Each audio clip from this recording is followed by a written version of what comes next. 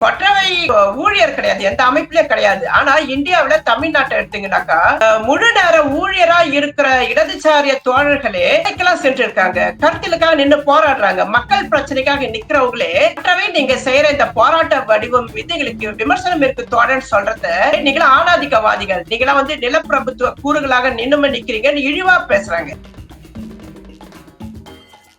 நாம பேசணும். ஏன்னா உண்மையான பெண்ணியம் எதுன்றத தமிழ் சமூகத்துக்கு இப்பவும் நம்ம பேசணும்னா இப்பவும் யாரும் வர மாட்டாங்க. இது ஒரு முதலாளித்துவ பெண்ணியனுடைய கைக்கூலிகளாக இவர்கள் மாறி நிக்கிறாங்க.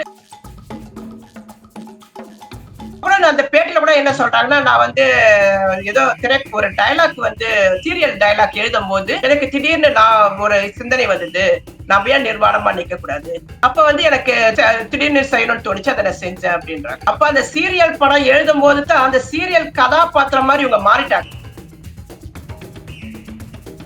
மார்க்சிய தோழர் இல்லன்றத அவங்க வாயாலே அவங்க உணர்த்துறாங்க. கடவுள் காப்பாத்துவாரான பொழுது ஒட்டுமொத்த தமிழ்நாட்டு பெண்களும் கடவுள் மீது பாரத்தை போட்டுட்டு வானத்தை பார்த்துட்டு அவுத்து போட்டு உட்காந்துட்டு இருக்கணுமா? நாம என்ன திரௌபதிகளா? கண்ணன் ஆடை கொடுப்பாரு வாங்கி சுத்தி கொண்டு வரதுக்கு. அவங்க ஒரு நூல் மொழிபெயர்த்து இருக்கிறாங்க இல்லையா, சாதிய பிரச்சனைகளுக்கு புத்தரும் போதாது, அம்பேத்கர் போதாது, மார்க்ஸ் வேணும் அப்படின்னு சொல்லிட்டு ஒரு நூல் எழுதியிருக்கிறாங்க. அப்ப தன்னை ஒரு மார்க்சிஸ்டா தான் அவங்க அந்த 5 நூல்களையுமே அவங்க மொழிபெயர்த்து இருக்கிறாங்க. இப்போ ஒரு பிரச்சனைன்னு வரும்போது நான் ஒரு மார்க்சிஸ்ட் இல்லைன்னு சொல்லி விலகிக்கிறாங்களே ஒழிய தான் ஒரு சீரியல் நடிகை இல்லைன்னு சொல்ல மாட்டேன்றாங்க. பாருங்க, சீரியல் நடிகையா மார்க்சிசமான் வரும்போது மார்க்சிஸ்ட் இல்லைன்னு சொல்லிக்கிறாங்க, சீரியல் நடிகை தான் நானுன்னு அடையாளப்படுத்திக்கிறாங்க. தன்னை நடிகைன்னு அடையாளப்படுத்திக்கிறது இருக்கிற பெருமை அவங்களுக்கு மார்க்சிஸ்ட் சொல்லிக்கிறதுல இல்ல. தன்னுடைய தேவைக்காக தன்னுடைய நிலைப்பாட்டை எப்படி வேணாலும் மாற்றிக்கொள்ளுவேன். அதுல ஒரு காட்சிப்படுத்துதல், அந்த கவர்ச்சிகரமாக காட்டுகிற தன்னுடைய அங்கங்கள் மூலியமாக தன்னுடைய ஒரு பொருளாதாரம் வரும்னாக்கா அந்த தேவையை நோக்கி நகர ஒரு நபர் எப்படி ஒரு சரியான அரசியலையும் பேச முடியும்?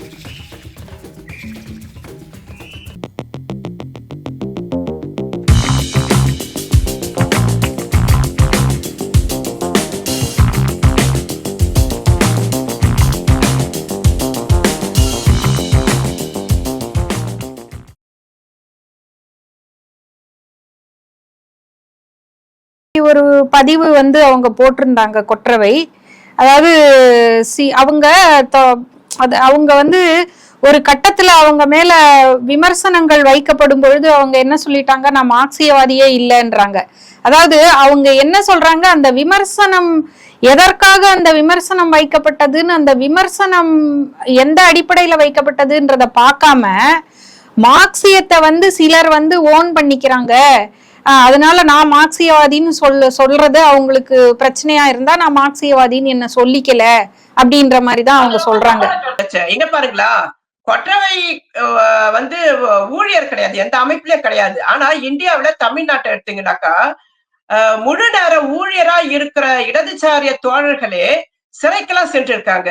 கருத்தியலுக்காக நின்னு போராடுறாங்க. மக்கள் பிரச்சனைக்காக நிக்கிறவங்களே, கொற்றவை நீங்க செய்யற இந்த போராட்ட வடிவம் மீது எங்களுக்கு விமர்சனம் இருக்கு தோழன்னு சொல்றத, நீங்களாம் ஆணாதிக்கவாதிகள். நீங்களாம் நிலப்பிரபுத்துவ கூறுகளாக நின்னுமே நிக்கிறீங்கன்னு இழிவா பேசுறாங்க. இப்ப ஒரு சக பெண்ணாக நாமளாம் நிக்கும் பொழுது அவங்களுக்கு கொஞ்சம் பதட்டம் வருது. இந்த பதட்டின் ஊடாகத்தான் என்னை தமிழச்சி என் மேல வன்மமா இருக்காங்க தெரியுது. அவங்க ரொம்ப நீங்க சொல்ற மாதிரி குழப்பிக்கிறாங்க, ரொம்ப பதட்டப்படுறாங்க. அந்த மாதிரி பாத்தீங்கன்னா நாம பேசணும். ஏன்னா உண்மையான பெண்ணியம் எதுன்றத தமிழ் சமூகத்துக்கு இப்பவும் நம்ம பேசணும்னா எப்பவும் யாரும் வர மாட்டாங்க. இது ஒரு முதலாளித்துவ பெண்ணியனுடைய கைக்கூலிகளாக இவர்கள் மாறி நிக்கிறாங்க. இவர் ஏன் இந்த மாதிரி உணர்வுக்கு வந்தாருன்றத நான் கொஞ்சம் பேசிடுறேன் சாரதா. என்னன்னா, கொற்றவை 2023 திரைப்பட வாய்ப்புகளுக்கு எல்லாம் நகர்றாங்க. அங்கதான் திரைப்பட வாய்ப்புகள், தன்னை சமரசம் செய்து கொள்ள இடங்கள்ல அவங்களுடைய மனநிலை மாறுது. இப்ப கூட நான் அந்த பேட்டில கூட என்ன சொல்றாங்கன்னா, நான் ஏதோ ஒரு டயலாக் சீரியல் டயலாக் எழுதும் போது எனக்கு திடீர்னு நான் ஒரு சிந்தனை வந்தது. நான் ஏன் நிர்வாணமா நிக்க கூடாது? அப்ப எனக்கு திடீர்னு செய்யணும்னு தோணுச்சு. அதை நான் செஞ்சேன் அப்படின்றாங்க. அப்ப அந்த சீரியல் படம் எழுதும் போது தான் அந்த சீரியல் கதாபாத்திரம் மாதிரி இவங்க மாறிட்டாங்க. அதனாலதான் நான் சீரியல் நடிகைன்றேன். நீங்க செய்யறதுல சீரியல் நடிகை இந்த சினிமாத்தனமான காட்சிகளை புகுத்த பாக்குறீங்க. ஆடைன்னு ஒரு திரைப்படம் வந்தது. அந்த திரைப்படத்துல அந்த ஒரு கதாநாயகி அந்த திரைப்படம் முழுவதும் ஆடை இல்லாம நடிச்சிருப்பாங்க.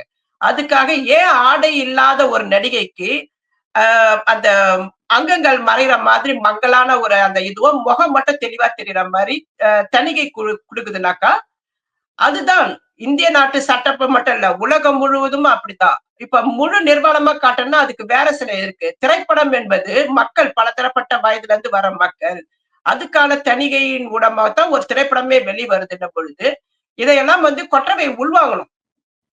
ஒரு சீரியல் நடிகையாகவே தொடர்ந்து தன்னுடைய கருத்தை போராட்டம் வலியுறுத்த நான் நிர்வாகத்தில் தான் தொடருவேன் திரும்ப உளறிட்டு இருந்தாலும் நம்ம திரும்ப திரும்ப பேச போறோம். அவங்களுக்கு திரும்ப திரும்ப புரிய வைக்க. அதாவது தன்னை சீரியல் நடிகை அப்படின்னு நிறைய பேர் குறிப்பிடுவதாகவும் அந்த மாதிரி ஒரு செய்கிற தொழிலை வைத்து குறிப்பிட்டு விமர்சனம் செய்வதெல்லாம் பார்ப்பனிய சிந்தனை அதெல்லாம் அப்படின்ற மாதிரியான ஒரு குற்றச்சாட்டை கொற்றவை வைக்கிறாங்க. அது முதலாளித்துவ சிந்தனை. இப்ப உலகம் முழுதும் அது முதலாளித்துவ சிந்தனைன்னு சொல்லிதான் சுட்டி காட்டி பேசுவாங்க. அப்படி பேசிட்டு இருக்கிற நாமே இந்த பார்ப்பனிய சிந்தனைன்றது சாதிய கூறுகளின் அடையாளமாக பார்ப்பனிய சிந்தனைன்னு உயர்த்தி பிடித்து பேசலாம். பார்ப்பனிய சிந்தனை என்பது பார்ப்பனர்களுடைய சிந்தனையை தான் பார்ப்பனிய சிந்தனை சொல்ல முடியாது. தத்துவ அடிப்படையில அந்த பார்ப்பனிய சிந்தனை அவங்க எடுத்துட்டு வராங்க. அதுல மாற்று கருத்து கிடையாது.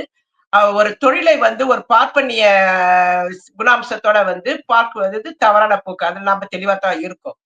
ஆனா இவர் என்ன சொல்றாருனாக்கா அந்த நிலைப்பாடுகள் அவங்க மேல வைக்கிற விமர்சனம் நான் மட்டும் வைக்கல. இடதுசாரிய சிந்தனைகள் பெரும்பாலான தோழர்கள் வைக்கிறாங்க. ஒருவேளை இந்த இடதுசாரி சிந்தனை கொண்ட தோழர் என்னுடைய நிர்வாண போராட்டத்துக்கு ஆதரவாக கருத்து உரை வச்சிருக்காருன்னு அவங்க வெளிப்படையான ஒரு விவாதம் வந்தாதான் நம்ம மேற்கொண்டு பேச முடியும். அவங்க பொதுவாக என்னுடைய பேரை கூட சொல்ல தயங்குறாங்க. போற போக்குல ஏதோ எழுதிட்டு இருக்காங்க. அந்த அணுகுமுறையில எழுதிட்டு இருக்கிறது நம்ம தொடர்ந்து என்ன விமர்சனம் பண்ண முடியும்? அதான் சொல்றேன், ஒரு குழப்பவாதியாக குழம்பிய மனநிலையில இருந்து கொண்டு ஒரு மார்க்சிய தோழர் இல்லைன்றத அவங்க வாயாலே அவங்க உணர்த்துறாங்க. கடவுள் காப்பாத்துவாரான பொழுது ஒட்டுமொத்த தமிழ்நாட்டு பெண்களும் கடவுள் மீது பாரத்தை போட்டுட்டு வானத்தை பார்த்துட்டு அவுத்து போட்டு உக்காந்துட்டு இருக்கணுமா? நாம என்ன திரௌபதிகளா? கண்ணன் ஆடை கொடுப்பாரு வாங்கி சுத்தி கொண்டு வரதுக்கு. யதார்த்தமா நின்று பேசுவோம், யதார்த்த விஷயங்களை பேசுவோம். தோழர் அவங்க ஒரு நூல் மொழிபெயர்த்து இருக்கிறாங்க இல்லையா? சாதிய பிரச்சனைகளுக்கு புத்தரும் போதாது, அம்பேத்கர் போதாது, மார்க்ஸ் வேணும் அப்படின்னு சொல்லிட்டு ஒரு நூல் எழுதியிருக்கிறாங்க. அப்ப தன்னை ஒரு மார்க்சிஸ்டா தான் அவங்க அந்த 5 நூல்களையுமே அவங்க மொழிபெயர்த்து இருக்கிறாங்க. இப்போ ஒரு பிரச்சனைன்னு வரும்போது நான் ஒரு மார்க்சிஸ்ட் இல்லைன்னு சொல்லி விலகிக்கிறாங்களே ஒழிய தான் ஒரு சீரியல் நடிகை இல்லைன்னு சொல்ல மாட்டேன்றாங்க. பாருங்க, சீரியல் நடிகையா மார்க்சிசமான் வரும்போது மார்க்சிஸ்ட் இல்லைன்னு சொல்லிக்கிறாங்க. சீரியல் நடிகை தான் நானுன்னு அடையாளப்படுத்திக்கிறாங்க. தன்னை நடிகைன்னு அடையாளப்படுத்திக்கிறதுல இருக்கிற பெருமை அவங்களுக்கு மார்க்சிஸ்ட்னு சொல்லிக்கிறதுல இல்ல. ஓ இதெல்லாம் வேணாமா, நான் மார்க்சிஸ்டான்னு கேள்வி கேட்பீங்களா? அப்ப நான் மார்க்சிஸ்ட் இல்ல போ அப்படின்னு சொல்லிக்கிறாங்க. ஆனா நான் சீரியல் நடிகைன்னு சொன்னா நான் ஒன்னும் சீரியல் நடிகை இல்ல, நான் ஒரு மார்க்சிஸ்ட்னு சொல்லிக்கிற அளவுக்கு அவங்களுக்கு ஒரு தைரியம் இல்லை. பாருங்களேன், அவங்க இப்ப எதை முன்னிறுத்தி இந்த இதெல்லாம் நடத்துறாங்கன்னா அவங்களுடைய வியாபார நோக்கத்துக்காக சில விஷயங்களை செஞ்சுட்டு அதுக்கு அரசியல் பின்னாடி போய் ஒளிஞ்சுக்கிறாங்க. ஒன்னால ஏன் சொல்லிக்க முடியல? உனக்கு சீரியல் நடிகைன்னு சொன்னா இல்ல உனக்கு கோபம் வரணும்? உண்மையான மார்க்சிஸ்டுக்கு பாத்தீங்கன்னா ஒரு நடிகை நம்ம ஃபேமிலி எல்லாம் அம்மாக்கள்லாம் புடவை இப்படி இருப்பாங்க. நடிகை இப்படி கீழே இருக்குது மாறு தெரியணுமா? அதை இறக்குறாங்க. அந்த வீடியோல நம்ம பாக்குறோம். அப்ப அதோட நோக்கம் என்னன்னு நம்ம பேசணும். நடிகை ஒரு பெண் என்பதால் அது ஆடை சுதந்திரம் சொல்லி நம்ம பேச முடியாது. அந்த ஒரு ஆண் எழுத்தாளர் மிக சரியாக ஒரு விஷயத்த சொல்ல முற்படுறாரு. அந்த பட்டுக்கோட்டை பிரபாகர் நினைக்கிற ஒரு பேரு கரெக்டா? ஆமா.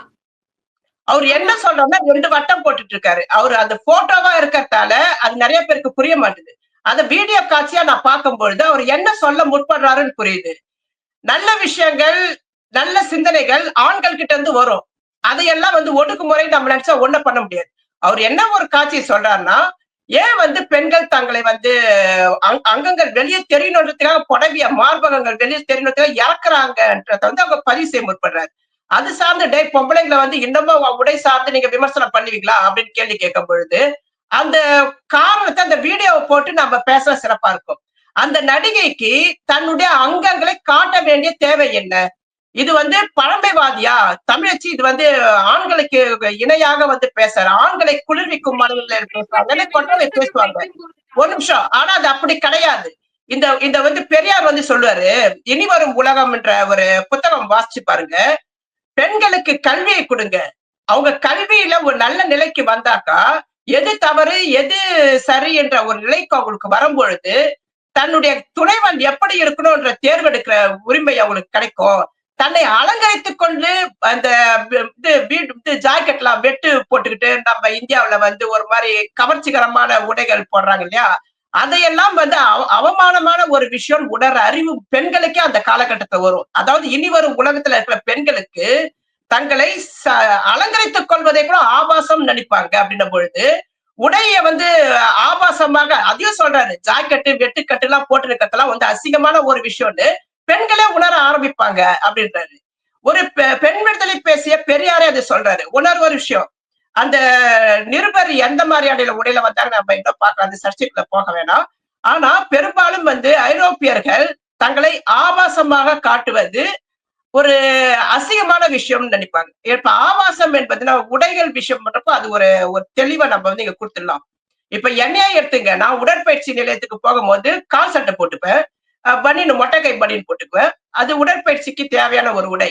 அதை என்ன நான் போட்டுக்கிட்டு நான் வந்து பிசினஸ் செய்யற இடத்துக்கு போக முடியாது.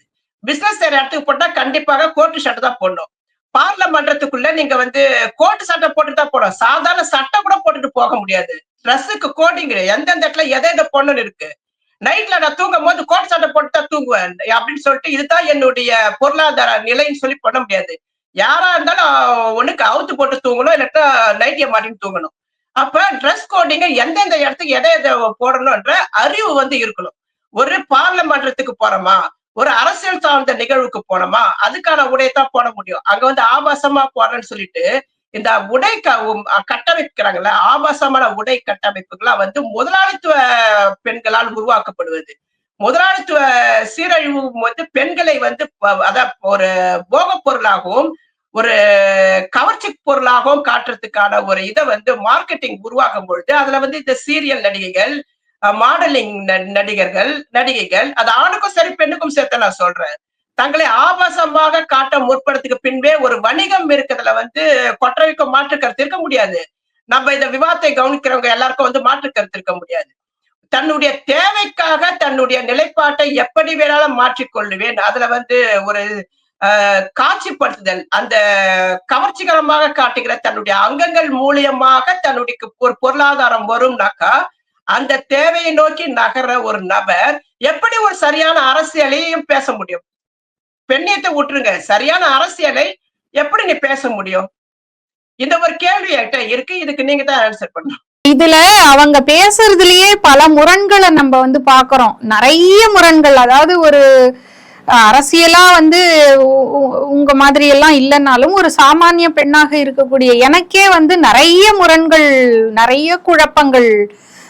அதாவது அவங்க வந்து முதல்ல வந்து அவங்க பேசிக்கிட்டு இருந்தது வந்து நிர்வாண படங்களை வெளியிட்டு அதன் தொடர்ச்சியாக அவங்க பல பதிவுகள் போட்டாங்க, நிறைய யூடியூப் சேனல்கள்லயும் பேசியிருக்காங்க. ஒவ்வொன்னுத்துல பேசும் பொழுதும் ஒவ்வொரு முரண்கள் வந்து நம்மளால பார்க்க முடிஞ்சுக்கிட்டே இருக்கு. இப்ப பரிமளா சொன்ன மாதிரி தான் வந்து ஒரு மார்க்சியவாதியே இல்லைன்னு சொல்லிட்டாங்க விமர்சனங்கள் எழும்போது. அது மாதிரி வந்து பெண்களை சந்தை பொருளாக ஒரு பெண்கள் வந்து காட்சிப்படுத்தப்படுறாங்க அப்படின்னு சொல்லும் பொழுது அங்க என்ன சொல்றாங்கன்னா, நீங்க வந்து அந்த முதலாளித்துவத்தையும் பெண்களை வந்து அந்த சந்தைய வந்து நீங்க முதல்ல கண்ட்ரோல் பண்ணுங்க. அதாவது நாயகன் சினிமால வர மாதிரி அவனை நிறுத்த சொல்லு நான் நிறுத்துறேன் அப்படின்ற மாதிரியான ஒரு அந்த விஷயத்த சொல்றாங்க. அதெல்லாம் உங்களால வந்து ஒன்னும் பண்ண முடியாது. அப்ப இந்த மாதிரி காட்சிப்படுத்துற பெண்களை மட்டும் நீங்க குறை சொல்றீங்க அப்படின்ற மாதிரி பேசுறாங்க.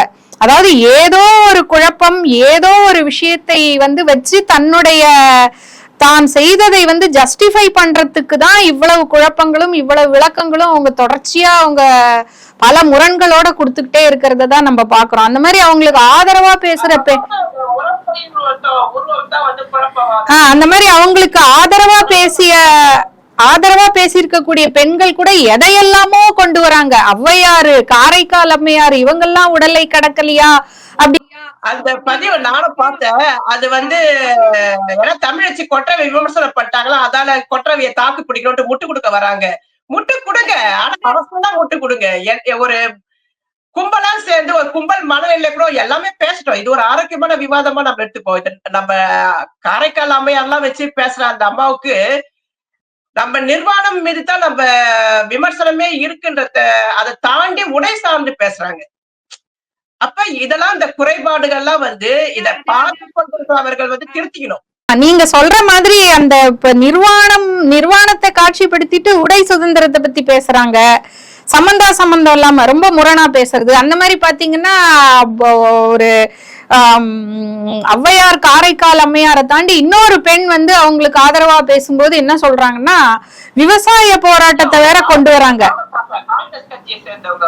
விவசாய போராட்டத்துல ஆமா ஆதரிச்சுட்டு அவங்க என்ன சொல்றாங்க, அதாவது மேலாடை அணிவதற்கு வரி போட்ட அந்த நாட்டுல நம்ம வாழ்ந்திருக்கோம், போராடி நம்ம பெற்றிருக்கோம். ஆனா இப்போ வந்து இவங்க நிர்வாண போராட்டத்துல என்ன குறை கண்டுபிடிச்சிட்டீங்கன்றாங்க. அந்த மாதிரி வந்து கோயில் சிற்பங்கள்ல எல்லாம் வந்து நிர்வாணம் இல்லையா, அதெல்லாம் வந்து நீங்க போய் உடைப்பீங்களான்னு கேக்குறாங்க. அப்புறம் வந்து விவசாய போராட்டத்துல வந்து கோமணத்தோட போகலையா, உடலை இது பண்ணிட்டு ஓடலையா, அதெல்லாம் விமர்சனம் பண்ணாத நீங்க கொற்றவையை விமர்சனம் பண்றீங்களான்றீங்க. அப்போ ஒரு இதையெல்லாம் தனக்கு ஆதரவாக போட்டுக்கிறாங்க அவங்க. எதெல்லாம் தன்னுடைய தான் செய்து விட்டதுக்கு ஜஸ்டிஃபை பண்ணிக்கிறதுக்கு என்னெல்லாம் கிடைக்குதோ, முரணான காரணங்கள்லாம் கிடைக்குதோ எல்லாத்தையும் கொண்டு வந்து போட்டுக்கிட்டு தனக்கு சாதகமா பேசுற. அது வந்து விவாதத்துக்கு தகுதியற்றது. நம்ம அதையெல்லாம் பேச போனா நம்ம இப்ப வேலிடா வச்சுக்கிற வாதங்கள் வந்து அடிபட்டுடும். நம்ம இத சுருக்கமா முடிச்சிட்டு பெற்று இந்த இப்படி எல்லாம் பண்ற அதே கொற்றவை வந்து இன்னொன்னும் பண்றாங்க. இன்னைக்கு என்னுடைய இறுதி கேள்வியா நான் இதை முன் வைக்கிறேன். அதுக்கப்புறம் முனைவர் பரிமளாக்கு ஏதாவது இருந்தா அவங்க பேசுவாங்க. நான் என்னுடைய கேள்விய அல்லது என்னுடைய கருத்தை இதோட நான் முடிச்சுக்கிறேன்.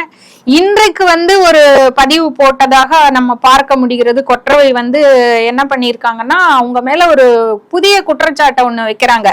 நீங்க வந்து உழைக்கும் பெண்களுடைய வாழ்க்கையை வந்து சீரழித்து விட்டதாகவும், அதாவது பேரெல்லாம் எழுதல, அவங்க இன்னார்ன்ற பேர்லாம் எழுதல, ஆனா அதை படிக்கும் போது நம்மளுக்கு வந்து புரிய வருது, அது மிக தெளிவாக புரிய வருது. அதாவது சோசியல் மீடியால நீங்க வச்ச அந்த இதுல தாங்க முடியாம பல உழைக்கும் வர்க்கத்தை சேர்ந்த பெண்களுடைய வாழ்க்கை நாசமாகிட்டதாகவும், அது மாதிரி அதுல சில ஆண்கள் வந்து குடிகாரர்களாக ஆகிட்டாங்க, ஆல்கஹாலிக்களா ஆயிட்டாங்க. ஒரு நபர் வந்து லிவர் கெட்டு போய், ஆமா, ஒரு ஆண் வந்து லிவர் கெட்டு போய் செத்துட்டாருன்ற அளவுக்கு உங்க மேல ஒரு குற்றச்சாட்டு வைக்கிறாங்க. அதுவும் இல்லாம அவங்க ஒரு அதாவது பரிமளா தோழருக்கு என்ன தோணுச்சுன்னு எனக்கு தெரியல. அதாவது அவங்க என்ன வைக்கிறாங்கன்னா, 5 புத்தகங்களை அவங்க மொழிபெயர்த்ததாகவும், 5 புத்தகங்களிலும் இந்த மாதிரி விஷயங்கள்லாம் அவங்க பேசவே இல்லையா. அதாவது இந்த ஒர்க்கிங் கிளாஸ் குற்றம் கண்டுபிடிக்கிற மாதிரி விஷயங்கள் அதெல்லாம் எதுவுமே இல்லை. அதாவது இந்த மாதிரி பண்றவங்க எல்லாம் மார்க்சியவாதிகளான்ற கேள்வியை வந்து அவங்க உங்க மேல அந்த மாதிரி விமர்சனத்தை உங்க மேலதான் வைக்கிறாங்க. குற்றச்சாட்டுகள் வைக்கிறதோட ஒரு விமர்சனத்தையும் வைக்கிறாங்க. இல்ல அது அந்த பதிவை படிச்சு பாருங்க. இல்ல அது பதிவை படிக்கும் போது எப்படி இருந்ததுன்ற கருத்தை நீங்க சொல்லுங்க தோழர் பரிமளா. நீங்க வந்து அத படிச்சீங்க இல்லையா, அது இவங்க மேல வைக்கப்பட்ட குற்றச்சாட்டுகளா தானே இருக்கு. என்னது யாரோ செத்து போயிட்டாங்க, என்னால குடிகாரங்களா ஆயிட்டாங்கன்னு வர சொல்லியிருக்காங்கன்றாங்க. என்ன நடந்தது? அவங்க என்ன சொல்றாங்கன்னா, நீங்க பேசுறதெல்லாம் மட்டும் மார்க்சியம்னு நீங்க பேசிக்கிறீங்க, அப்ப என்னுடைய 5 நூல்களும் எதை பத்தி பேசுச்சு, பிரெயின் ஃப்ரைய பத்தி பேசுச்சான்னு கேக்குறாங்க. நான் ஒரு பகடியா வந்து அந்த பதிவை முடிச்சிருக்கிறாங்க. நானும் வந்து இதெல்லாம் தான் உழைக்கும் மகளிர் இத பத்தி தான் பேசியிருக்கிறேன், மார்க்சியம் பத்தி தான் பேசியிருக்கிறேன், நானும் வர்க்க போராட்டம் பத்தி தான் வந்து அந்த 5 நூல்களையும் இது பண்ணிருக்கிறேன். ஆனா இவங்க பேசுறதெல்லாம் பார்த்தா எழுத்தாளர் இல்ல, அவங்க மொழிபெயர்ப்பார். அந்த மொழிபெயர்த்த 5 நூல்களும் அதுல ஒண்ணுதான் வந்து ரங்கநாயகி அம்மான்றது வந்து இந்தியாவை சேர்ந்தது. மத்ததெல்லாம் இப்போ தோழர் லெனின் மனைவியுடைய இத வந்து மொழிபெயர்த்திருக்காங்க. மொழிபெயர்ப்பின் பொழுது அவங்க என்ன சொன்னாங்களோ அதைத்தான் வந்து மாத்த முடியுமே தவிர அதுல இடைச்சொருள் தான் இவங்க எதுவும் பேச முடியாது. ஆக அது வந்து ஒரு இடதுசாரிய நிலைப்பாட்டுல இருந்து அந்த நூல்கள் கம்யூனிஸ்ட் எழுதுற நூல்களை வந்து அவங்க உரிமை கொண்டாட முடியாது. ஃபர்ஸ்ட் அதுல வந்து இவங்க வந்து இடைச்சொருகள் எதோ சொருக முடியாது. அது வந்து அவங்க மேல வழக்கு போடும், அது வேற பிரச்சனை ஆகும். இவங்க எந்த நூலும் எழுதல, மொழிபெயர்ப்பு தான் பரிமளா செஞ்சிருக்காங்க அவங்க. ஆமா, அததான் வந்து அவங்க நீங்க எல்லாம் பேசுறதா மார்க்சியம்னா, அப்ப நான் என்ன பண்ணேன்? இந்த 5 நூல்களை மொழிபெயர்ப்பதன் மூலமாக நான் செஞ்சது என்ன? பிரெயின் ஃப்ரை பண்ணனா? இவங்க ஏன் 5 நூல்கள்லாம் எடுத்துட்டு வராங்க? இவங்க நான் நிறைய முறை பார்த்திருக்கேன். இவங்க ஏதாவது சர்ச்சை வந்தாக்கா அவங்க எழுதின நூல்களை உள்ள எடுத்துட்டு வருவாங்க. இங்க அது பிரச்சனை கிடையாது. உங்களுடைய நிர்வாண போராட்ட வடிவ முறை தவறு, இது தீர்வு கிடையாது. இந்த சமூகத்துக்கு பயிற்றுவிக்கிறதுக்கு நீங்க தன்னை நிர்வாணப்படுத்தி கொண்டு சமூகத்துக்கு பயிற்றுவிக்கிறேன் பொழுது சட்டப்படியே உங்க நிர்வாணம் குற்ற செயல் அப்படின்னு நம்ம சொல்றோம். அதான் இதுக்கு தாண்டி வந்து அதை புரிஞ்சுக்க முடியல. நம்ம என்ன பண்றது? அவங்க வேற வேற டைவ் பண்றாங்க பரிமளா. நம்ம இந்த விவாதத்தை வேற எப்படி நம்ம எடுத்துட்டு போக முடியும்? இப்ப நாம பேசுற விவாதங்களை கவனிச்சுட்டு அதுல அவங்களுக்கு மாற்று கருத்து இருந்தாக்கா ஒரு 100 பெண்கள் அல்லது 50 பெண்கள் இல்லாட்டா 10 பெண்கள் இல்லாட்டா ஒரு 5 பெண்கள் உட்காந்து பேசட்டுமே. தமிழச்சி வந்து ரொம்ப அராசகவாதியா செயல்படுறாங்க, தமிழச்சி ரொம்ப வன்மமாக செயல்படுகிறார்கள், தமிழச்சி வந்து தேவையில்லாம வெளிநாட்டு பிரஜை, அவங்க ஏன் இந்தியா சர்ச்சைகள்ல வந்து தலையிடுறாங்க அப்படின்னு கேட்டவங்க கொற்றவை வெளிநாட்டு தத்துவத்தை வாசிச்சு உட்பட்டிருக்காங்க. எந்த நாட்டுல இப்ப சென்னை ஹைகோர்ட்ல போய் நிக்கிற எந்த ஜட்ஜும் கேள்வி கேட்கலையா? எந்த நீதிபதியும் கேட்கலையா? ஏமா நீ வெளிநாட்டு போட்டு நீ ஏமா இந்தியாவுக்குள்ள உனக்கு என்ன வேலைன்னு யாருமே கேட்கலையே. நீங்க கேக்குறீங்கன்னா என்ன தெரியுமா? தமிழச்சி என்பவர் நம்ம எல்லாம் வந்து டம்மி பீஸ் ஆகிடுவாங்களோ, நம்ம எல்லாம் ஒர்த்து பீஸ் இல்லைன்னு சொல்லிடுவாங்களோ, இத வந்து பாக்குறவங்க மத்தவங்க எல்லாம் ஆனா இதுங்கெல்லாம் இப்படியே தமிழச்சி நல்லா வச்சு செய்யறாங்களேன்ற மாதிரி ஒரு எண்ணம் அவங்களுக்கு வருதா என்ன? அப்படி இருந்தாக்கா என்னை மாதிரி இனி நேர்மையா பேசுங்கன்னு சொல்றேன். யாரா இருந்தாலும் எடுத்து நில்லுங்கன்ற. நம்ம ஒரு பெண்ணிய செயல்பாட்டாளர்களாக உண்மைக்காக உண்மையாக பாதிக்கப்பட்ட பெண்களுக்காக நிற்போம். பிரான்ஸ்ல இருந்து 3 முறை வந்திருக்க, டெல்லிக்கு போயிருக்க தேசிய மகளிர் ஆணையத்துக்கு. அப்ப நீங்க தமிழ்நாட்டுல பாதிக்கப்பட்ட பெண்களுக்கு குறைஞ்சது தமிழ்நாட்டுல நின்னாவது ஒரு போராட்ட வடிவமா பேசத்தை விட்டுட்டு அரசியல் சார்ந்து விவாதிக்கிறத விட்டுட்டு அம்மனமா அவுட் போட்டு நிப்பாங்க. சும்மா இருப்பதா? அவங்க வந்து பாதிக்கப்பட்ட லூலு குழு மேல சட்ட நடவடிக்கை எடுக்கக்கூடிய எண்ணெய் கூட அவங்க வந்து பிளாக் செய்துட்டாங்க.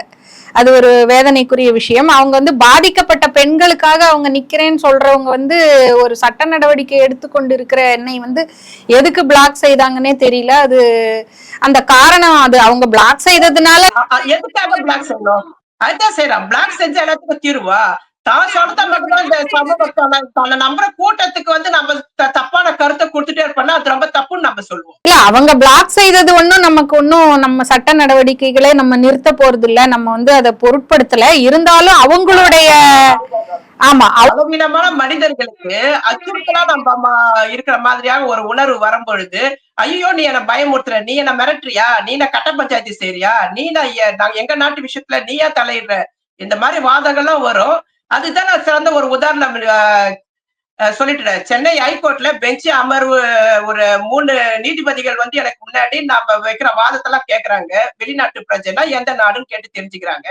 என்ன விஷயம்? டெல்லிக்கு போனாலும் ரொம்ப அக்கறையா பொறுப்புணர்வோட நான் முன்வைக்கிறேன். என்னன்னா அவங்களுக்கு என் மேல என்ன வன்மம்னு எனக்கு தெரியல. இது வந்து ஒரு தனிப்பட்ட விஷயத்த ஒரு சேனல்ல பேச வேண்டாம்னு பாக்குறேன். இருந்தாலும் ஒரு வருத்தத்தை நான் வந்து இங்க பதிவு செய்ய விரும்புறேன். நானு எதுவுமே இல்ல, கொற்றவை யாருன்றத நீங்க தெரியப்படுறீங்க, அவ்வளவுதான். ஏன்னா அவங்க தான் பெண்ணியத்துக்காக பேசுறா, பெண்ணியத்துக்காக நிர்வாணமா நிக்கிறேன்னு பேசுறாங்க. ஒரு சாதாரண பாதிக்கப்பட்ட பெண்ணுக்காக கூட உனக்கு நின்று பேச துப்பு இல்லாம பிளாக் பண்ணிட்டு ஓடுறேன்னா உன்னுடைய மனநிலை என்ன? கொற்றவையை இங்கத்தான் அம்பலப்படுறாங்க, இங்கத்தான் ஏன்ட்ட அம்பலப்பட்டாங்க. எப்படி வந்து சுபவியோ பழத்துமணியோ சுந்தரவல்லியோ அம்பலப்பட்டாங்களோ அந்த மாதிரிதான் வந்து கொற்றவை ஏன்ட்ட இந்த விஷயத்துல அம்பலப்பட்டாங்க. இன்னைக்கு நிறைய பேசிட்டோம். தொடர்ந்து நாம பேசுவோம். நன்றி முனைவர் பரிமளா, நன்றி தோழர் தமிழச்சி.